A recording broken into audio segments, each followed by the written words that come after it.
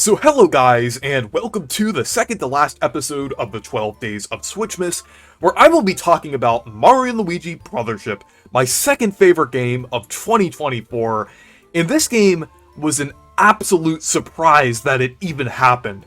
We thought that the Mario & Luigi series was essentially dead for about half a decade, since back in 2019, Alpha Dream went bankrupt and closed down, so the Mario & Luigi series was kind of in a weird spot. A lot of us, myself included, didn't think that it was going to come back eventually, but not this soon. I mean, I know saying this soon, 5 years after the last release and almost 10 years after the last game, sounds kind of weird, but honestly, I was expecting it to be a bit longer until the next new game in the series. I was expecting that it probably wouldn't happen until the Switch 2, so it was definitely a pleasant surprise to see that it still happened during the Switch era. And we found out later that it was developed by Acquire, which previously was the developers for the Octopath Traveler series. So most of us knew that the Mario & Luigi series was in good hands with Acquire, and they did a great job adapting the series into HD and full 3D.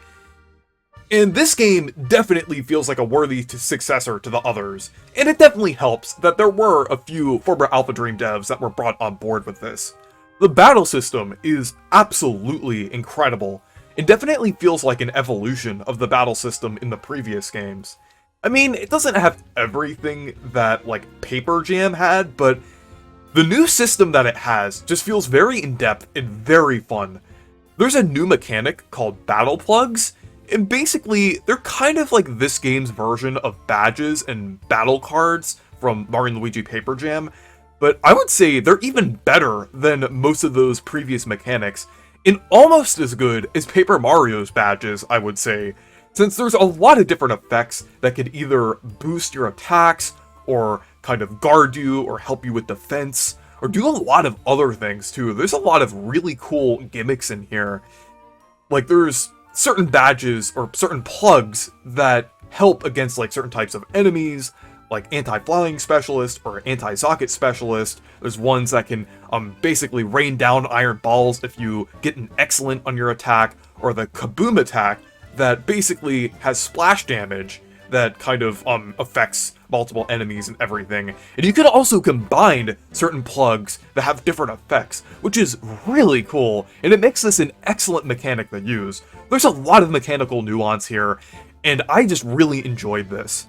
The only problem with it is the fact that you have to wait for the plugs to recharge, so it can kind of get awkward sometimes when you start to run out of some of them.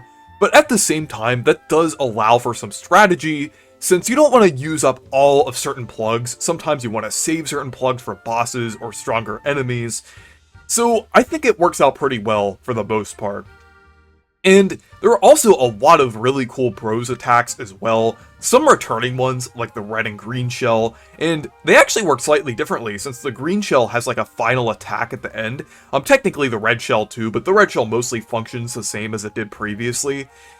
And there's also some really cool ones like Bomb Derby from Dream Team, as well as the Yoo-Hoo Cannon and Jump Helmet from Bowser's Inside Story.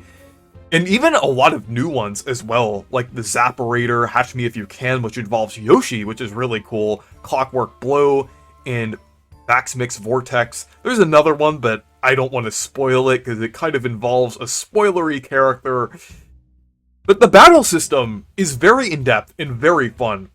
And another thing that I liked about the battles in this game is the fact that there's a lot of enemy variety.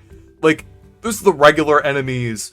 There's a lot of returning enemies from previous Mario & Luigi games, like the Capnaps, the Ice Ads, Magmads, and Shark Bones.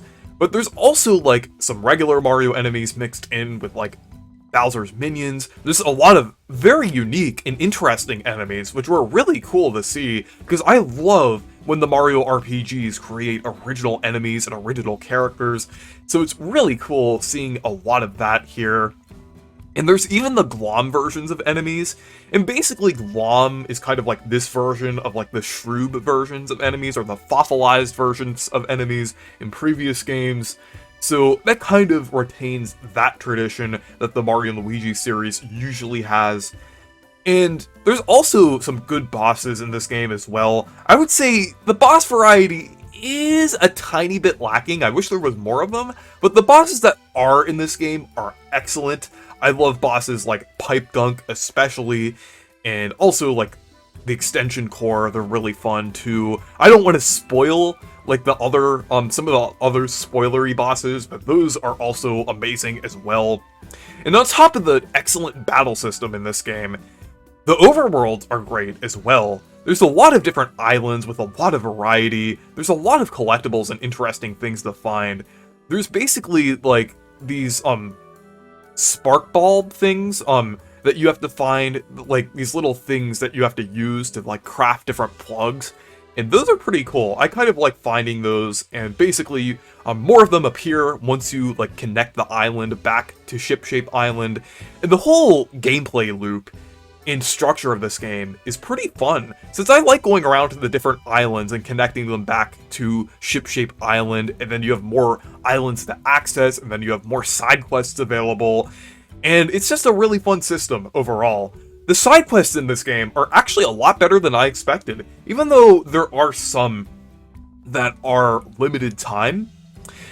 I feel like it kind of makes sense, because some of them are tied to the story and actually provide a lot more backstory for some of the characters. So I would say it's better than the Troubles in Thousand Year Door in that aspect. So that was a really fun thing as well, even though some of the side quests were a bit weird, like I guess side quests in any game. But I still feel like they were pretty good overall. And the story was great as well. I like the themes with like connection, like especially with the connection between Mario and Luigi, which was kind of emphasized here, but you'll find all sorts of connections between characters throughout this game, like between Connie and Cosette in the backstories, or like Idol and Peach and Starlo along with Idol, and then Buddy and Bowser Jr., and then Emmett and Diode, and, then also like Wilma, Build It, Make It, and then Gorambla. So there's like a lot of like connections between characters, which is really cool to see. And it is definitely a very fun and interesting story overall. And it actually gets pretty dark later on in the story. Like it's on the level of something like Super Paper Mario or Partners in Time with how dark it goes. I am so glad that the Mario franchise could do this again. It is so refreshing to see. And some of the villains are some of the best in the franchise. I won't get into them, of course, again, spoilers, but I have a video about it if you want to see it. I'll put it in the description if you're interested, and if you finished the game and want to hear my thoughts on it. So, yeah. But Mario & Luigi Brothership is an excellent game, and I am so glad this happened. I feel like this was a great and fitting conclusion to the amazing year we've had for the Mario RPGs, kind of starting at the end of last year with Super Mario RPG, then Thousand Year Door, and then this. But the next video, I have one more RPG to talk about that I actually did prefer. It's no surprise why I prefer it, but Brothership is still an excellent game. It's still one of my favorite Mario RPGs. But yeah. So anyways, thank you guys for watching this video. Make sure to leave a like and subscribe for more, and make sure to check out my Discord and Blue Sky if you want to. Goodbye.